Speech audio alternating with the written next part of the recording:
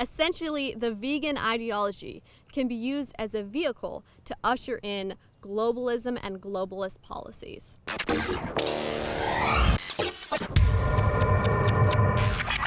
Now, as innocent as veganism may seem, if you actually scratch the surface, the more you'll find when you start questioning vegans and their lifestyle, it's a lot bigger than just a diet. It's actually an ideology, and to some degree, it's a cult. Most vegans that I've talked to actually acknowledge the fact that they could not live and sustain a vegan diet if it weren't for global trade and the fact that they have access to fruits and vegetables that are produced on other continents. Your whole argument that we can live on veganism is based on this new idea that we can have globalized agricultural systems, and it's really a huge feat and a big project. You're absolutely right, and I'm not being improper because I agree with you, right, on that point. So, and the issues that you raise, again, it comes back to this idea of it's going to be a gradual shift to veganism. And look, there's going to be bumps in the road. I'm not saying it's going to be a smooth transition and going vegan is going to answer all of the world's problems. I'm going to admit that to you. If we didn't have globalization and global trade, you could not actually sustain yourself off of a vegan diet if you only had the local produce that was seasonal available to you in this northern region. I couldn't tell you what seasonal fruit and veg and if I could do it all year round, but I don't have to worry about that because we can sustainably live by getting foods from different parts of the country and from different states. So we can get avocados from California and take them to Cleveland, and that's fine, and we can do that sustainably as well. So basically you admit that the entire premise of veganism is based on having globalization.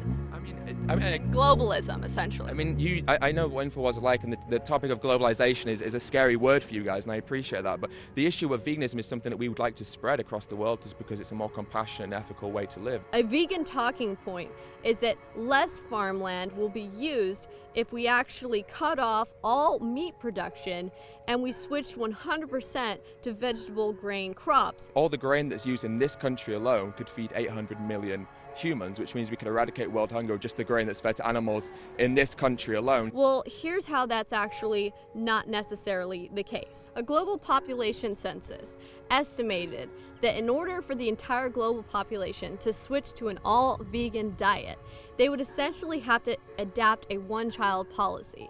And with our current global population, you would have to essentially take all of the arable land, all of the good farmable land, and turn it into agricultural land for the production of crops and vegetables. The vast majority of that good arable farmland actually is inside the United States, and a good portion of it is in the Midwestern and Eastern area of the United States.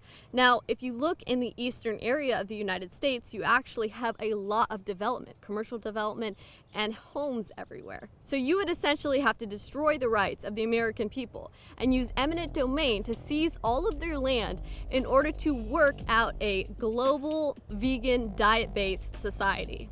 We would have to have Agenda 21 enacted where everyone's forced into little cities in sky-rise buildings in order to survive in this new type society where we would have forced resource-based controlled societies that would all be living off of a vegan diet. It's the single biggest thing or the single smallest thing we can do that has the biggest impact is going vegan. And all these other issues we do have to address, single-use plastic, greenhouse gas emissions from other sources, absolutely crude oil use, but it's such a pivotal and significant thing that we can do that'll have such a huge impact. So do you think that we should pass laws to shut down slaughterhouses and ban meat? Absolutely. We believe that animals have the same right to freedom and to live a happy life as anybody else does. We believe that species is an irrelevant, characteristic for who deserves rights. Are you talking about banning meat in America or globally? It's not about us banning something because we realize it's probably very impossible to ban something, but if we encourage people to stop their consumption, then naturally the amount that's raised and produced will be dropped until it's no longer relevant in society. If this vegan activist, Earthling Ed, is saying that he's actually not advocating for the banning of all meat, why are they protesting outside of a small meat farm? You guys say you want to shut down farms like this that have cattle and pigs and chickens. And what we do, we use our profits to support the Lord's work and to make a living and to take care of our health. We're very picky about what we use. Our beef and our hogs, we harvest them here. This started as a hobby with one, and you see how it ended up. what happens to those animals? You do realize that those animals have been bred in a certain way to be used for us domestically. As the world shifts to veganism, it will be a gradual shift, which means that the number of animals that we breed will obviously reduce accordingly as the number of vegans rises, because farmers aren't going to breed animals they know they can't sell. So the animals will just disappear. Right, well, so the animals that we breed, the ones that, as you rightfully admitted yourself, are natural animals who can't survive without our help, will disappear. But what that will allow is for this farmland that we have now to repopulate, for those natural ecosystems to replenish, which will allow natural wildlife to restock in those natural areas. Do we really want to risk letting our domesticated animals become extinct because we just let them go based on some vegan ideology when we've taken thousands and thousands of years to breed and domesticate these animals for our use, where they can also have a benefit from us as well? Most of what I've encountered when I've talked to these vegan protesters is a bit of a forked tongue discussion. On one hand, they'll say, oh, humans are animals, therefore we have the same value as a pig or a chicken. Pigs, for instance, are as clever, have been proven to have the same cognitive abilities as a 3-year-old child, so they're more intelligent than a baby up to the age of 3, by scientific studies. So if you're going to go by intelligence and cognitive abilities, then a pig's life should be worth more than a newborn baby's life. Essentially calling them non-human animals because they're implying that humans are also animals. We're animals. I mean, even if you believe in the Bible, we're still animals. So they push that line of thinking right there, which is moral relativism, but at the same time, they try to appeal to Christian morals and ethics to try to make the argument that it's wrong to kill, therefore we should not kill animals. Do you think that a benevolent and compassionate God would be happy with us killing his animals if we didn't have to? Well, I think that actually, if you want to get into the God in the Bible, Cain and Abel. Cain brought God vegetables and fruits as his sacrifice, even though that's not what God asked for. Abel brought to God an animal sacrifice, and that's what God asked for. God then let Cain know he was displeased with him. He let Abel know that he was happy with him. What happened? Well, we know that Cain then goes and kills Abel. Was his whole point of killing Abel to prove that Abel's life had no more value than that of the animal sacrifice that God asked for him to do? So was the first murder done by a vegan? You're trying to use Christian morals and principles when you're talking about whether it's wrong or right to kill, but then also saying that you don't believe that we are from God and that we have certain consciousness abilities. How can you argue two separate points simultaneously that conflict with each other? That's a good question. I believe that obviously morality in many senses is subjective in its purest form, although as humans we do have moral agency, and that's what kind of separates us from wild animals, although wild animals do demonstrate moral agency as well. Survival of the fittest is the code of animals. So if you want to say humans are animals, humans have the right to eat other animals. So you can't sit there on one side and say humans are animals, but then try to appeal to Christian moral codes of ethics. And I think the issue is, we have overpopulation, which is a huge issue that's going to affect us all. So, when we look at abortion, if we're going to let every baby that's born on this planet be born, then we're going to have huge issues with population continue to rise.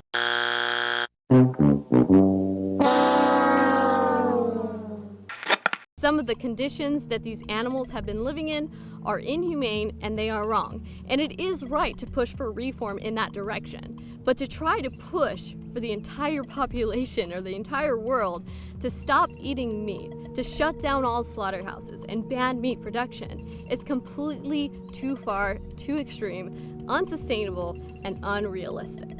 For example, there are tribes and villages in Africa that live off of their cows or their goats to sustain themselves. They have a very sacred relationship with these animals, and they have a very dependent relationship with these animals.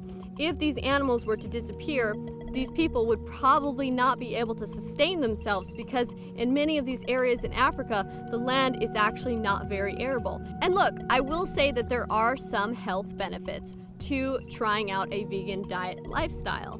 But what's unnatural is to push an ideology, a diet, and a lifestyle that actually could not be sustained in real life if it weren't solely dependent on technology. In the developed world, veganism is a luxury diet that many trendy liberals can enact. But in reality, in most other countries, it's not anywhere near practical or realistic for them to enact a vegan diet. I'm not necessarily pushing for any specific diet, but what I am doing is questioning the validity behind some of these vegan arguments.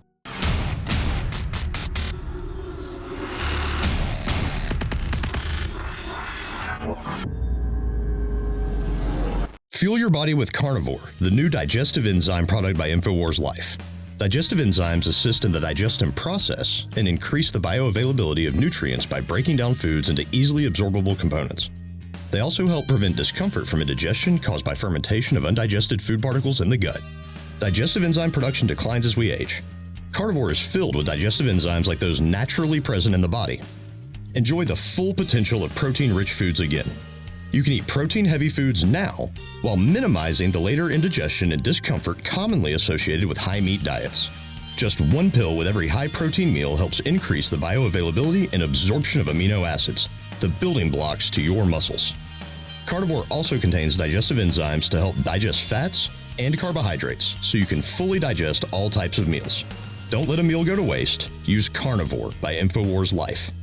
Head to InfowarsLife.com and secure your bottle now. That's InfowarsLife.com.